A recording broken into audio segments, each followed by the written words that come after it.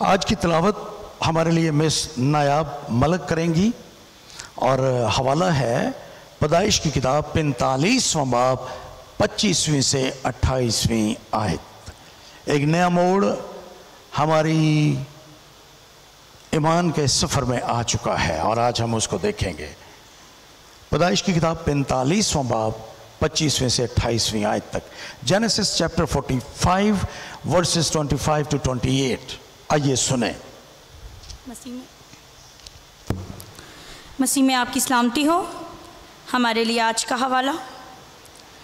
اور وہ مصر سے روانہ ہوئے اور ملک کنعان میں اپنے باپ یعقوب کے پاس پہنچے اور اس سے کہا، یوسف اب تک جیتا ہے اور وہی سارے ملک مصر کا حاکم ہے۔ اور یعقوب کا دل دھک سے رہ گیا کیونکہ اس نے ان کا یقین نہ کیا۔ تب انہوں نے اسے وہ سب باتیں جو یوسف نے ان سے کہی تھیں بتائیں۔ اور جب اس کے باپ یعقوب نے وہ گاڑیاں دیکھ لیں جو یوسف نے ان کے لانے کو بھیجی تھیں، تب اس کی جان میں جان آئی۔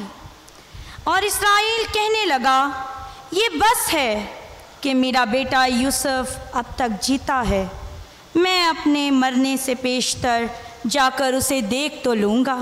خداوند کے زندہ پاک کلام کے پڑھے سنے اور سمجھے جانے پر اس کی خاص برکت ہو، آمین۔ ہم ایمان کے سفر پر غور کر رہے ہیں اور اس کے لیے ہم نے پیدائش کی کتاب کا انتخاب کیا ہے۔ کیوں کیا پیدائش کی کتاب کا انتخاب؟ کیونکہ پیدائش کی کتاب اولین ایمانداروں کے بارے میں بیان کرتی ہے۔ جو ابتدائی ایماندار تھے ان کے بارے میں پیدائش کی کتاب بیان کرتی ہے۔ Genesis is the book of beginnings۔ پیدائش کی کتاب شروعات کی کتاب ہے۔ ایمانداروں کا آغاز بھی اسی کتاب میں نظر آتا ہے، اور ہم نے پیدائش کی کتاب اس کے 12ویں باب سے ان پیغامات کا آغاز کیا تھا۔ 36 پیغامات میں پریچ کر چکا ہوں اور آج یہ 37واں پیغام ہے اس سیریز کا۔ چلتے چلتے ایمان کے اس سفر میں ہم 45ویں باب تک پہنچے ہیں، اس کے اختتام تک، اور یہاں تک پہنچتے ہوئے ہم نے بہت کچھ دیکھا۔ ہم نے یہ سنا کہ خدا نے ابراہیم کو چنا تھا کہ اور کے ملک سے نکل کر وہ ایک نامعلوم دنیا کی جانب روانہ ہو جائے۔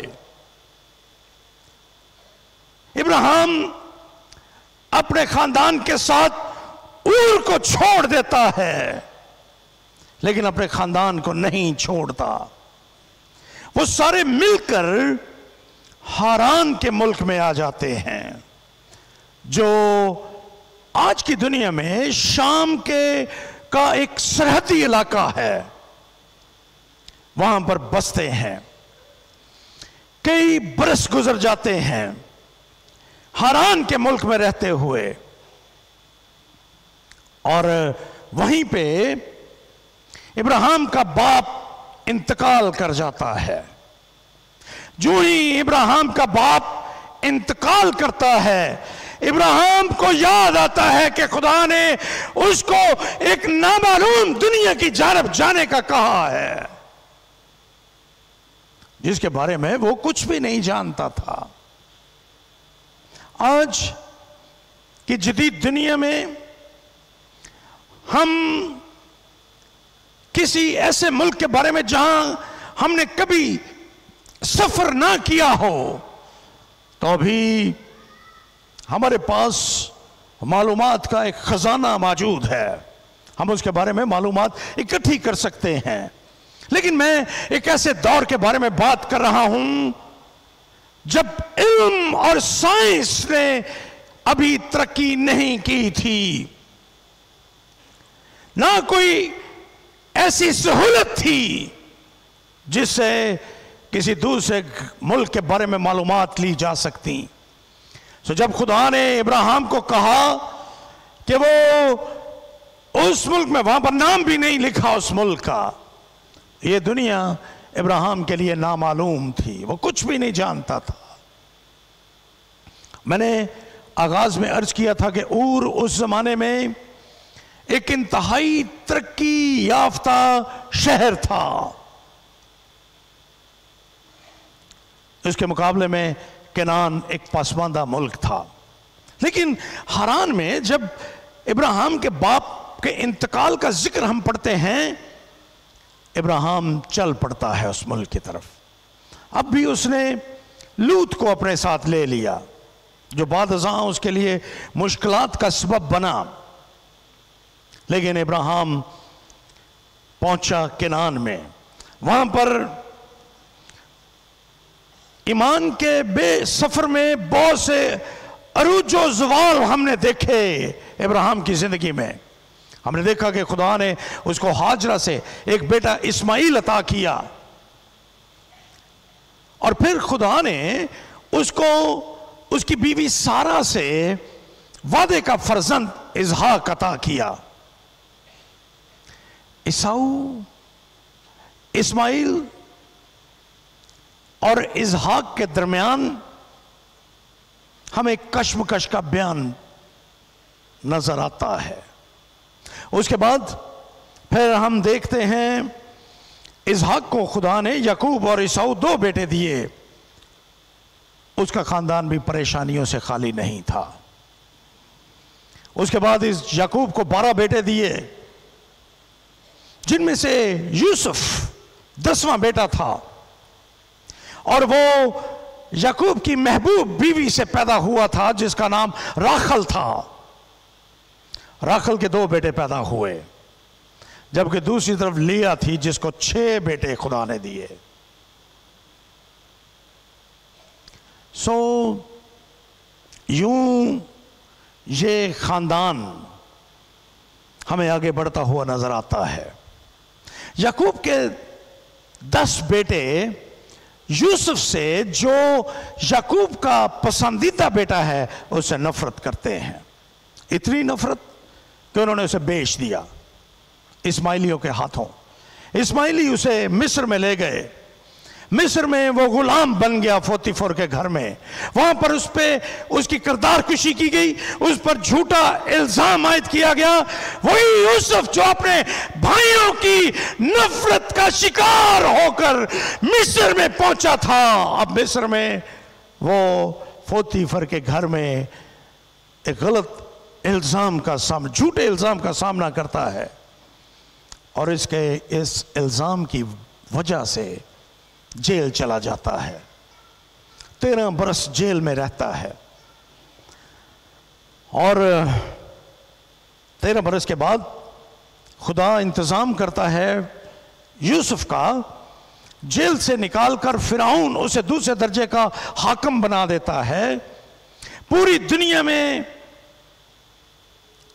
کال پڑنے والا ہے، لیکن 7 برس فراوانی کے ہیں، اور ان میں وہ اناج جمع کرتا ہے۔ اگلے 7 برس ارزانی کے ہیں، اور ان میں وہی گندم، وہی اناج ان کے کام آنے والا ہے۔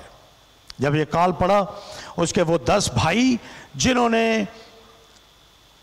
یوسف سے نفرت کی تھی، اس کو بیچا تھا، وہ گندم خریدنے کے لیے، اناج خریدنے کے لیے مصر میں آتے ہیں۔ مصر میں جو ہی یوسف ان کو دیکھتا ہے وہ پہچان جاتا ہے، لیکن وہ نہیں پہچانتے۔ وہ بھیجتا ہے ان کو، ایک کو چھوڑ جاؤ، باقی بنیامین کو لے کر آؤ، شمعون کو چھوڑ جاؤ۔ بنیامین آتا ہے، اور پھر اس کے بورے میں سے چاندی کا پیالہ رکھ دیا جاتا ہے، پھر بلا لیتا ہے، اور اب یوسف اپنے آپ کو ان پر ظاہر کرتا ہے۔ اس کے صبر کا پیمانہ لبریز ہو چکا ہے، وہ باتوں کو چھپاتے چھپاتے کہ میں تمہارا بھائی ہوں تھک چکا ہے، اور اب وہ کہتا ہے میں یوسف ہوں۔ آپ نے یہ سب کچھ سنا۔ اب یوسف ان کو کہتا ہے کہ وہ کنعان میں واپس جائیں اور جا کر اس کے باپ کو بتائیں کہ وہ زندہ ہے، اور کتنی شان و شوکت، رعب اور دبدبہ، حیثیت، اقتدار اور اختیار خدا نے اس کے بخشا ہے۔ جا کر بتائیں، جیسے یسوع نے کہا جا کر بتائیں دنیا کو کہ آسمان اور زمین کا کل اختیار میرے پاس ہے۔ بتائیں جا کر کنعان میں یعقوب کو۔ یوسف کہ یہ بھائی کنعان میں واپس پہنچتے ہیں، وہ ان کو بڑا مال اسباب اور گاڑیاں دے کر بھیجتا ہے تاکہ وہ اپنے باپ کو مصر میں بلا سکے۔ یہ لوگ، یہ بھائی جو اب 11 بھائی ہیں، بنیامین بھی ان میں شامل ہے، یہ واپس پہنچتے ہیں، اور جب یہ واپس پہنچتے ہیں جا کر اپنے باپ کو بتاتے ہیں کہ تیرا بیٹا زندہ ہے۔ 25ویں آیت سے آغاز کیا تھا آج ہم نے، اور وہ مصر سے روانہ ہوئے اور ملک کنعان میں اپنے باپ یعقوب کے پاس پہنچے اور اس سے کہا، انہوں نے جا کر اپنے باپ یعقوب سے باتیں کی اور اس سے کہنے لگے یوسف اب تک جیتا ہے، 22 برس ہو چکے تھے۔ یعقوب نے یوسف کو مردہ مان لیا تھا ان بھائیوں کے کہنے پہ۔ اب یہی بھائی جنہوں نے آ کر یعقوب کو 22 سال پہلے یہ خبر دی تھی کہ تیرے بیٹے کو کسی جنگلی جانور نے مار دیا ہے، آ کر یہ جب کہتے ہیں کہ یوسف اب تک جیتا ہے اور وہی سارے ملک مصر کا حاکم ہے، یعقوب کا دل کیا لکھا ہے یہاں پہ؟ دھک سے رہ گیا۔ شروع میں جب میں اس پیغام کی تیاری کر رہا تھا، جب میں نے اردو میں یہ بیان پڑھا کہ یعقوب کا دل دھک سے رہ گیا، مجھے یوں لگا کہ پیدائش کی کتاب کا مصنف یہ کہنا چاہتا ہے کہ جب کبھی ہم کوئی غیر متوقع خوشی کی خبر یا کوئی ایسی خبر سنتے ہیں تو ہمارے دل کی دھڑکنیں تیز ہو جاتی ہیں، لیکن عبرانی زبان میں جب میں نے اس لفظ کا مطالعہ کیا، اس کا دل دھک سے رہ گیا، تو یہ بالکل فرق لفظ ہے۔ اس کا مطلب ہے his heart was fainted، رک گیا ایک لمحے کے لیے۔ یہ ہے تاثر یہاں پہ، اس کو یقین ہی نہیں آیا،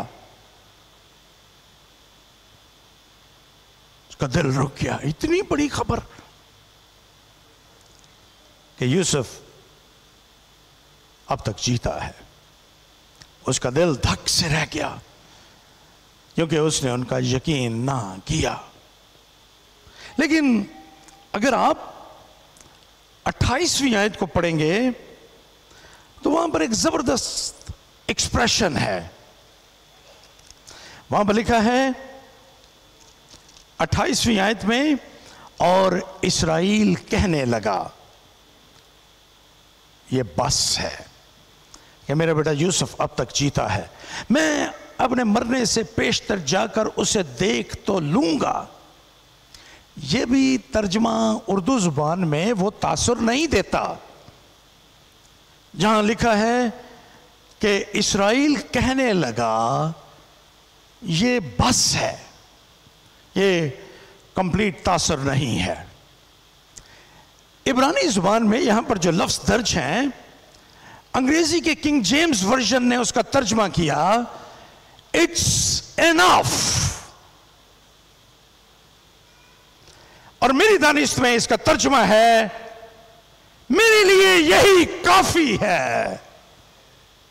It's enough for me that my son is alive. मेरा बेटा यूसुफ जीता है और मैं मरने से पहले उसे देख लूंगा. It's enough. ये मेरे लिए काफी है.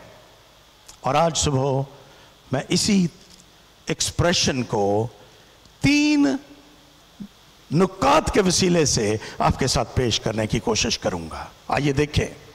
पहली बात, ये कहानी 25वीं और 26वीं आयत बयान करती है कि परेशानियों से घिरी है. It's full of worries. परेशानियों से भरी हुई कहानी है. याकूब की जिंदगी पर गौर कीजिए. वो यकीन नहीं करता उनका. क्यों यकीन नहीं करता? आइए देखें. परेशानियां हैं. याकूब की जिंदगी मुसलसल जद्दोजहद और दुखों में गुजरी थी. वो एक ऐसे घर में पला बड़ा था जहां पर उसके और उसके भाई एसाऊ के दरमियान कश्मकश थी. उसे अपना घर छोड़ना पड़ा.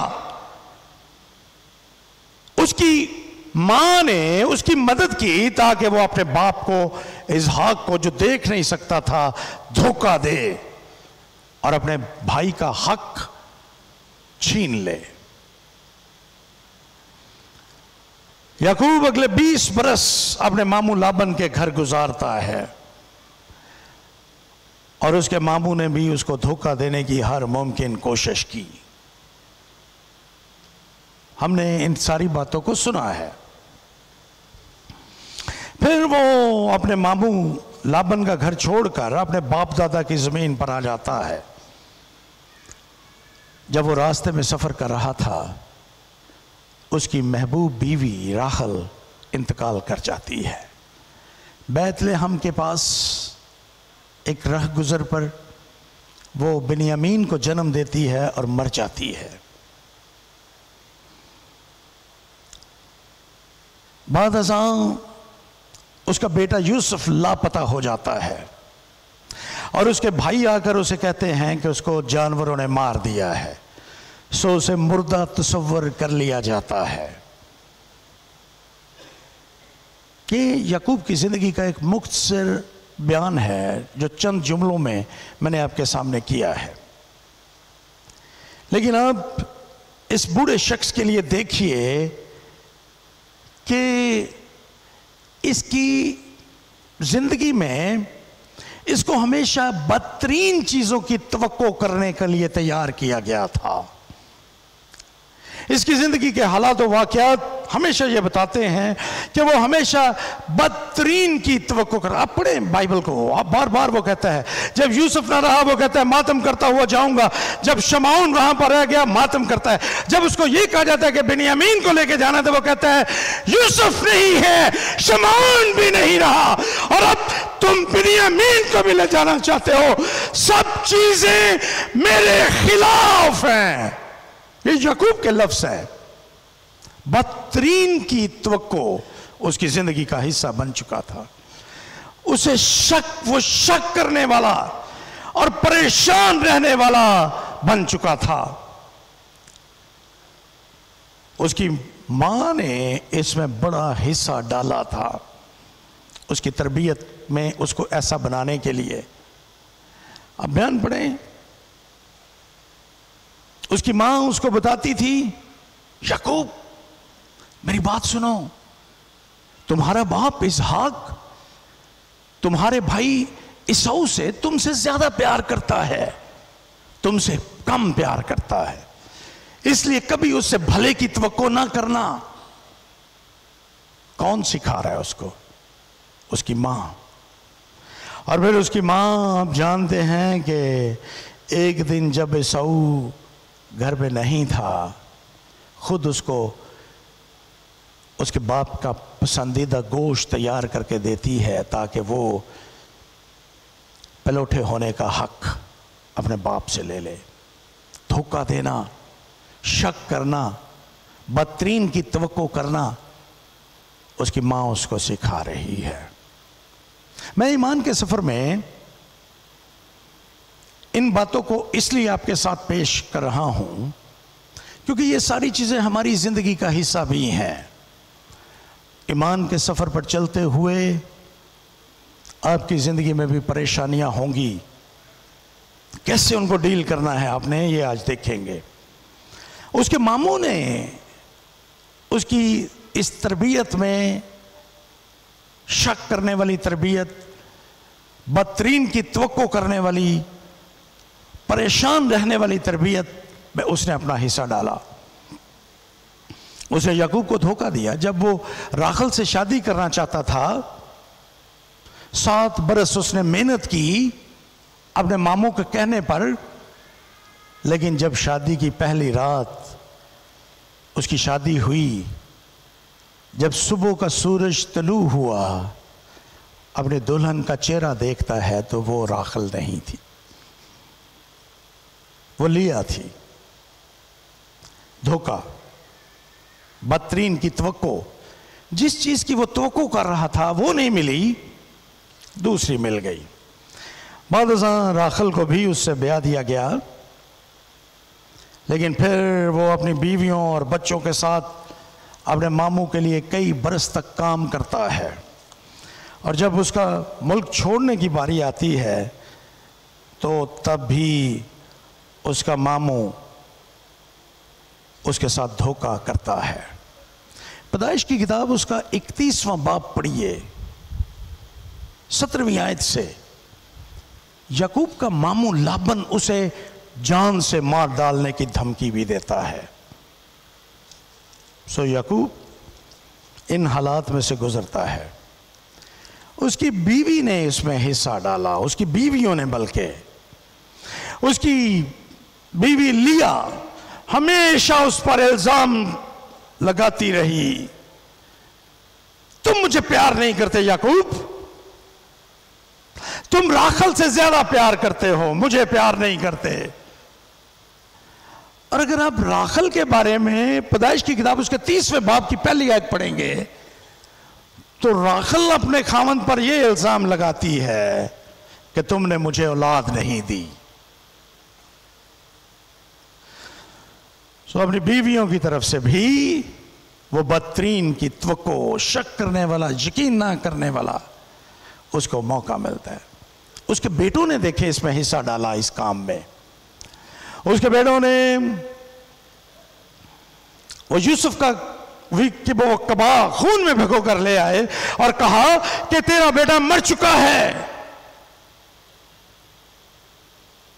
اور وہی شک کرنے والا یعقوب فرض کر لیتا ہے کہ اس کا بیٹا یوسف یقیناً مر چکا ہے۔ پیدائش کی کتاب 37واں باب 31ویں سے 35ویں آیت کو پڑھیے۔ زندگی کے واقعات نے ان ساری باتوں میں حصہ ڈالا، اسے اپنا گھر چھوڑنے پر مجبور کیا، ماموں نے دھوکہ دیا، 2 بیویاں 2 لونڈیاں 12 بچوں کے ساتھ رہا، اور اس میں سے یوسف اور بنیامین کے علاوہ سب دھوکہ کرتے ہیں اس کے ساتھ۔ اس کا گھر نفرت، حسد، ان چیزوں سے بھرا ہوا تھا۔ اس کا بھائی عیسو اس سے نفرت کرتا ہے، اس کے بیٹے اسے دھوکہ دیتے ہیں، اس کا پسندیدہ بیٹا اسے چھین لیا گیا ہے۔ اس لیے یعقوب کی زندگی میں ہمیشہ شک اور بدترین نتائج کی توقع اس کی زندگی میں شامل ہو گئی۔ اس لیے جب وہ آ کر اسے کہتے ہیں کہ یوسف زندہ ہے تو وہ ان کا یقین نہیں کرتا، بالکل یقین نہیں کرتا۔ یعقوب اس خوشخبری پر شک کا اظہار کرتا ہے کہ یوسف زندہ ہے اور مصر میں خیریت سے ہے۔ وہ اسے بتاتے ہیں کہ یوسف پورے ملک کا حاکم ہے، لیکن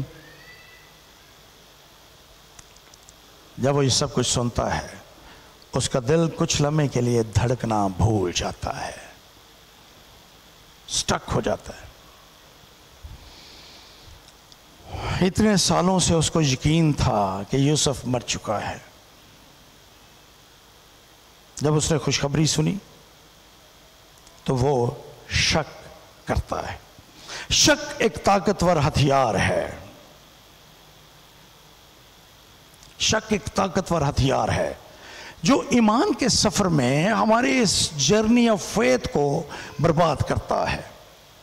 میں اور آپ ہم ایمان کے سفر پر گامزن ہیں اور اس میں شک ایک ایسا طاقتور ترین ہتھیار ہے جو ہمارے اس سفر کو برباد کرتا ہے. کیسے؟ بائبل پڑھیے آپ. شک نے یوحنا کا انجیلی بیان اس کا 11واں باب جہاں لازر کی موت کا ذکر کیا گیا ہے. لازر کی بہنیں خداوند یسوع مسیح کی قدرت اور طاقت سے واقف تھیں، لیکن اس کے باوجود لازر کی موت نے ان کے دل میں خدا کی قدرت پر شک ڈال دیا. اس نے کہا اے خداوند اگر تو یہاں ہوتا تو میرا بھائی نہ مرتا. جب یسوع قبر پہ کھڑا ہے لازر کی تو بہن کہتی ہے اس کو تو مرے ہوئے اب 4 دن ہو چکے ہیں. شک، موت کا شک زندگی پر غالب آتا جا رہا ہے. مرکز کا انجیلی بیان اس کا 5واں باب اس کی 35ویں آیت. یائر آتا ہے میری بیٹی بیمار ہے. یسوع اس کے گھر کی طرف جا رہے ہیں، راستے میں اطلاع ملتی ہے تیری بیٹی مر چکی ہے.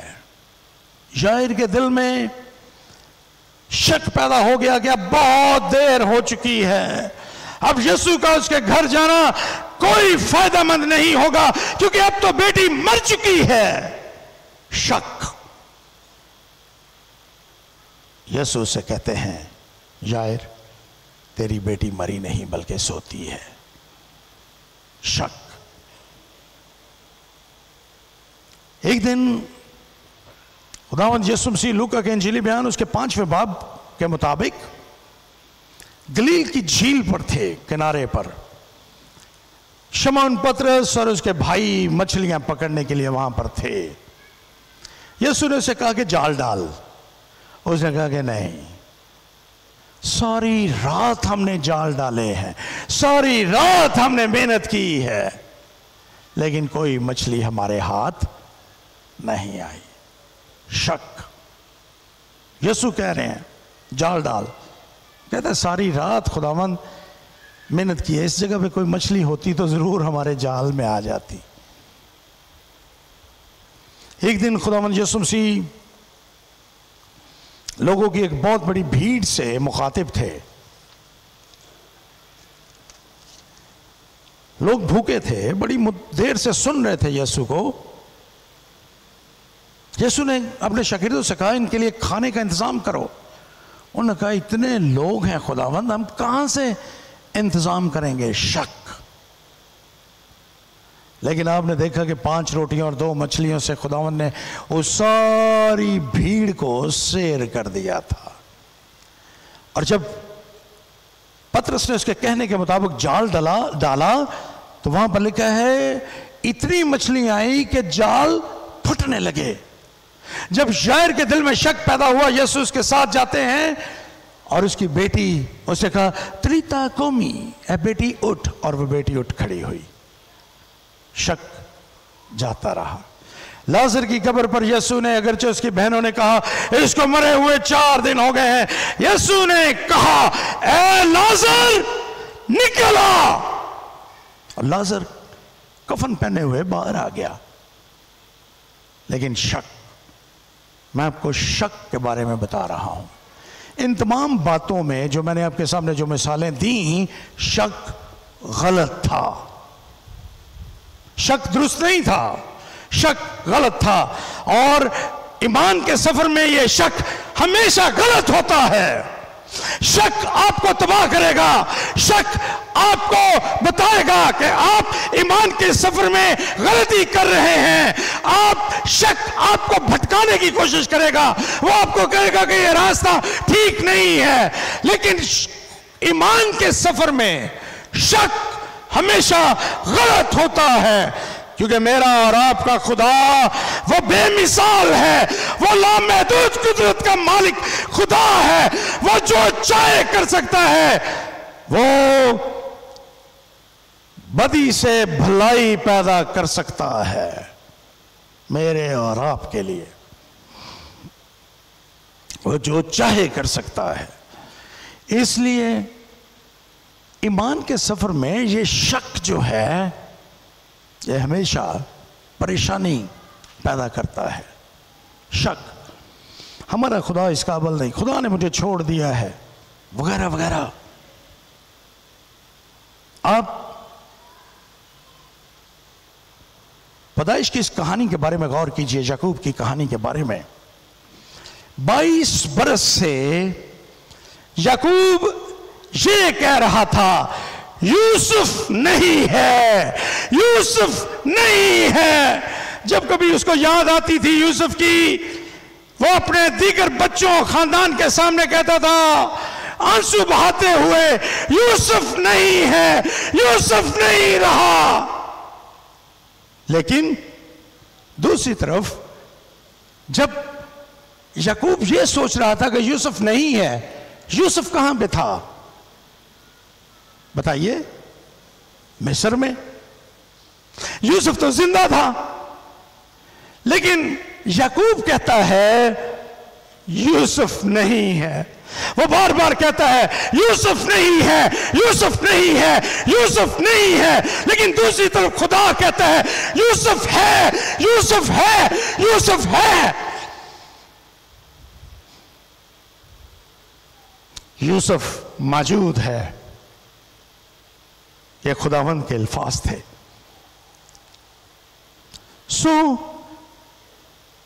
یوسف نہیں ہے، یہ یعقوب کے لفظ تھے، شک۔ لیکن خدا آسمانوں میں سے حقائق کو دیکھ رہا تھا۔ یوسف اس کی نظروں میں تھا، جہاں بھی تھا مصر میں، وہ ہمیشہ یہ کہتا رہا یوسف ہے، یوسف ہے، یوسف ہے۔ اس لیے کبھی بھی یہ نہ سمجھیں کہ وہ آپ کو دیکھ نہیں رہا۔ وہ آپ کے آج کو دیکھ رہا ہے، وہ آپ کے کل کو بھی جانتا ہے۔ شک نہ کیجیے اس پہ، کیسی بھی صورتحال کیوں نہ ہو۔ نہیں ہے والی صورتحال میں بھی جب آپ دنیاوی طور پر یہ کہنے کے لیے مجبور ہوں نہیں ہے، تو بھی خداوند کا یقین کیجئے، کیونکہ خداوند دیکھ رہا ہے اور وہ آپ سے کہتا ہے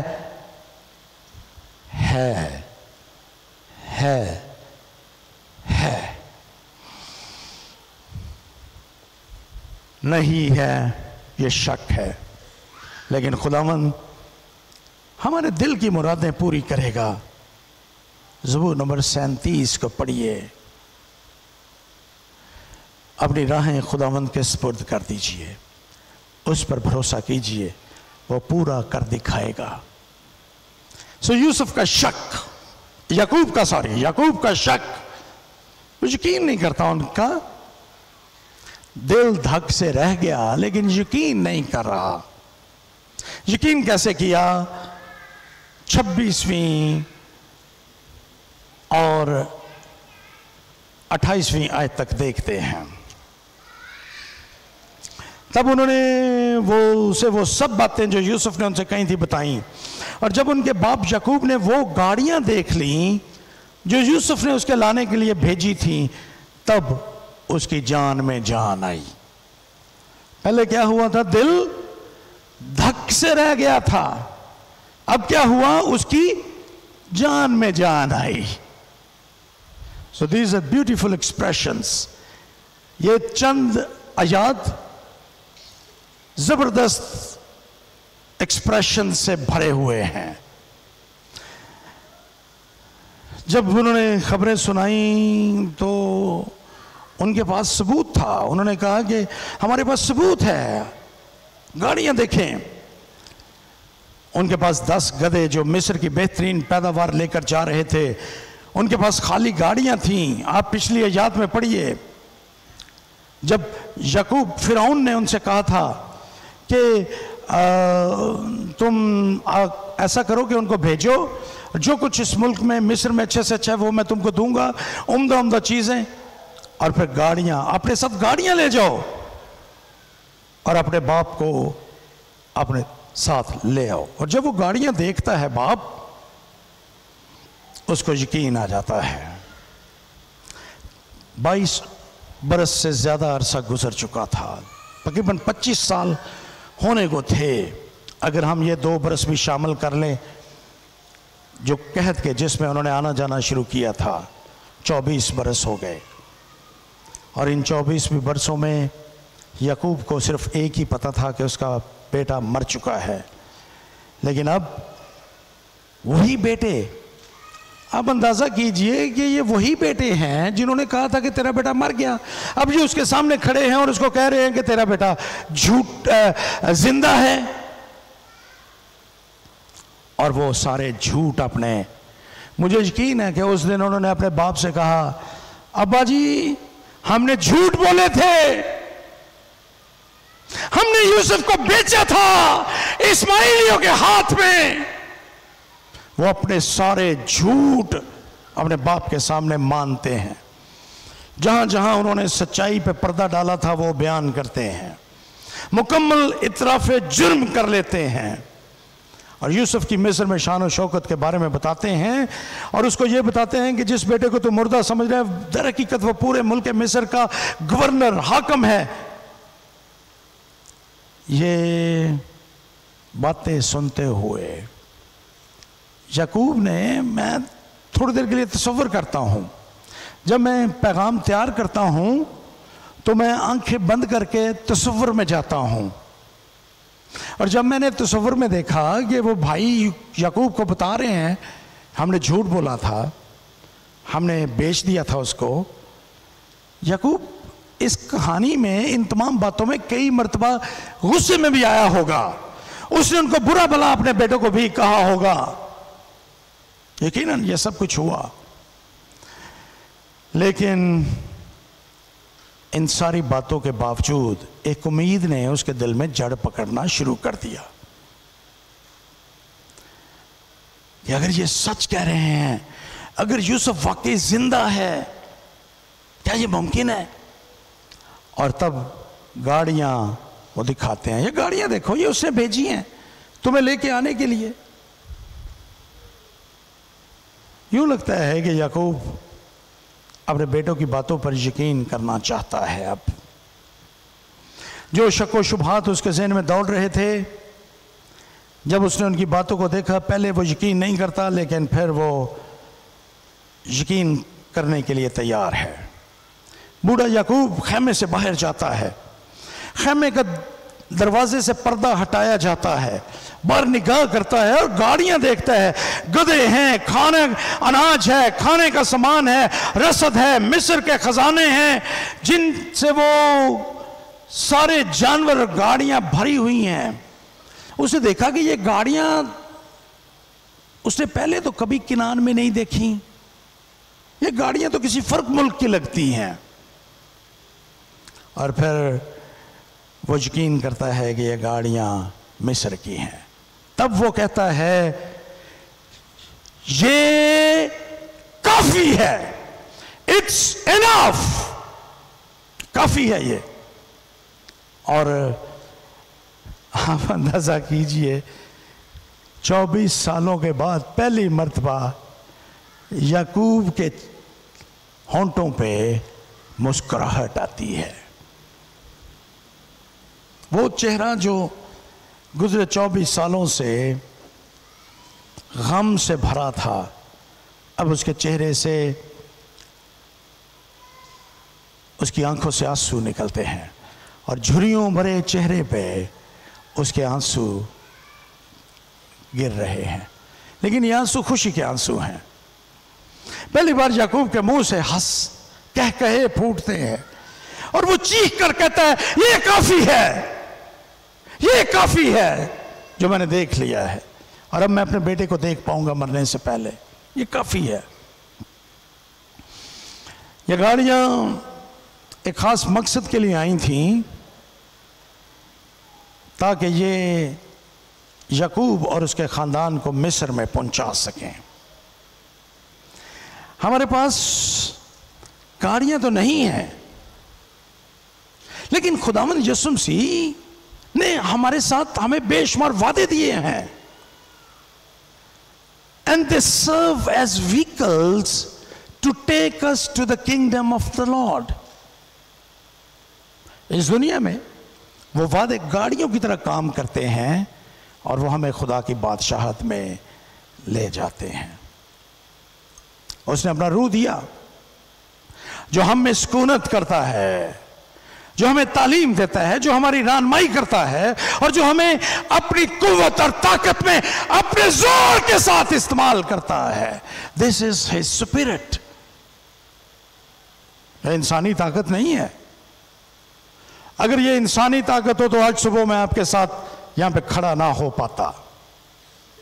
جتنی تھکاوٹ، جتنی کمزوری ہے اس وقت، میں آپ کے سامنے 5 منٹ بھی کھڑا نہیں ہو سکتا تھا۔ This is God's Holy Spirit جو اس نے ہمیں دیا ہے اور وہ ہمیں استعمال کرتا ہے۔ خداوند کی موجودگی، اس نے کہا تھا میں دنیا کے آخر تک تمہارے ساتھ ہوں۔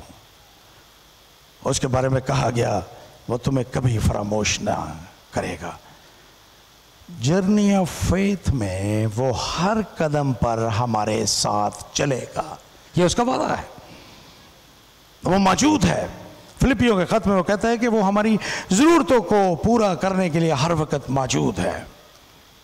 اس نے اپنا کلام ہمیں دیا ہے جو خود سے مکمل طور پر الہام اور ہماری رہنمائی کرنے کے لیے موجود ہے، غلطیوں سے پاک ہے، اور ایمانداروں کو اس ایمان کے سفر میں ہر روز ان کی فیولنگ کرتا ہے۔ ہمیں کسی دور دراز اسٹیشن کے انتظار کرنے کی ضرورت نہیں ہے کہ وہاں سے ہم ری فیولنگ کروائیں گے۔ نو، the word of God refuel us every day۔ ہمیں ہر روز ہماری ضرورت کے مطابق غذا فراہم کرتا ہے تاکہ ہم آگے بڑھ سکیں۔ اس نے ہمیں نجات بخشی ہے، اپنے لہو سے ہمارے گناہوں کو دھویا ہے، مکمل طور پر پاک اور صاف کیا ہے، اور وہ جلد واپس آنے والا ہے۔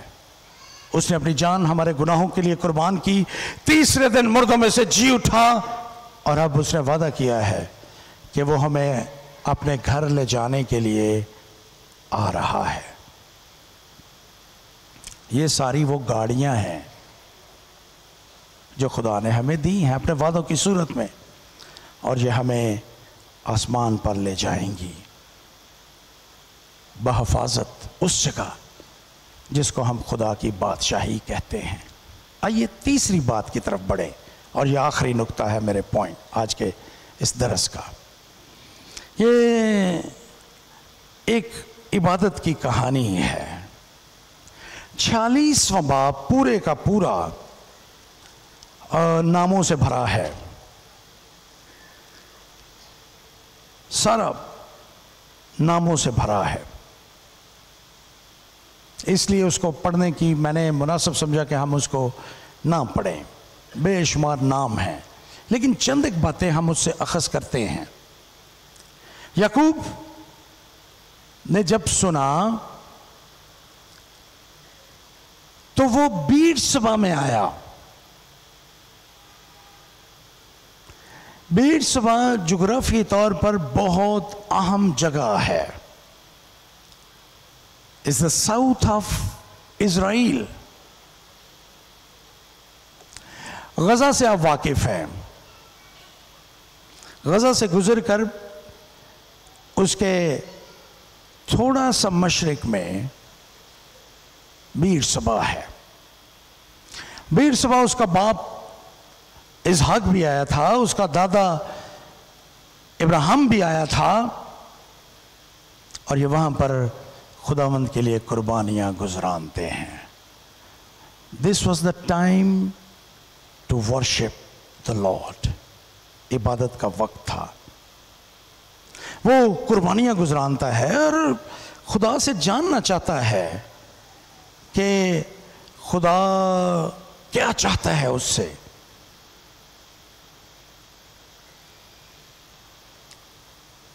بیر صبح میں قربانیاں چڑھاتا ہے. لیکن ایک چیز پر غور کیجئے, یہاں پہ لکھا ہے پہلی آیت میں 46ویں باب کی پہلی آیت میں کہ وہ اپنا سب کچھ لے کر بیر صبح میں آ گیا. یہ مصر کی جانب اس کے سفر کا پہلا پڑاؤ تھا. فرعون نے اسے کہا تھا کہ تو کچھ بھی لے کر نہ آنا, بلکہ سب کچھ میں تجھے مہیا کروں گا. لیکن یوں لگتا ہے کہ یوسف یعقوب کچھ بھی چھوڑنا نہیں چاہتا, پیچھے سب کچھ لے کے چلتا ہے. کئی مرتبہ ہمیں خدا پر مکمل بھروسہ کرنا مشکل لگتا ہے اور ہم پرانی چیزوں کو پکڑے رکھنا چاہتے ہیں. لیکن بیر صبح جو کنعان کے بالکل انتہائی جنوب میں تھا, جب وہ وہاں پہ پہنچ جاتا ہے تو خدا اس پر ظاہر ہوتا ہے اور اس نے کہا اے یعقوب, اے یعقوب. اس نے جواب دیا میں حاضر ہوں. اس نے کہا میں خدا تیرے باپ کا خدا ہوں, مصر میں جانے سے نہ ڈر, کیونکہ میں وہاں تجھے ایک بڑی قوم پیدا کروں گا اور میں تیرے ساتھ مصر کو جاؤں گا اور پھر تجھے ضرور لوٹا لاؤں گا. یوسف اپنا ہاتھ تیری آنکھوں پر لگائے گا. آنکھوں پر ہاتھ لگانے کا مطلب سمجھتے ہیں آپ؟ جب کوئی شخص انتقال کرتا ہے تو کوئی قریبی شخص اس کی آنکھوں کو ایسے بند کر دیتا ہے. It's a beautiful expression again. یوسف تیری آنکھوں کو ہاتھ لگائے گا, یعنی تیری موت تک یوسف تیرے ساتھ رہے گا, وہ تیری نگہداشت کرے گا. یہ مفہوم ہے اس کا, یوسف تیری آنکھوں کو ہاتھ لگائے گا. یعقوب سمجھ جاتا ہے کہ خدا اس کے ساتھ ہے, اس کو جانے کے لیے کہہ رہا ہے اور اس کو یہ بتا رہا ہے کہ یوسف اس کی دیکھ بھال کرے گا اور خداوند ہمیشہ اس کے ساتھ ساتھ رہے گا. یعقوب خدا کے کلام کو سنتا ہے اور خدا کی پیروی کرتا ہے. And this is the real worship of the Lord. خداوند کے کلام کو سننا اور اس پر عمل کرنا, یہ ہے عبادت. اور یعقوب کی زندگی میں عبادت کا وقت تھا. This was the time to worship the Lord, to obey Him, to obey His commandments, to experience Lord's faithfulness, to experience Lord's protection. یہ تھا, اور اس کے وعدوں کا یقین کرنا. یہ لوگ جو یہاں سے گئے 70 لوگ تھے جو مصر گئے, لیکن کچھ ہی صدیوں کے بعد جب یہ وہاں سے لوٹے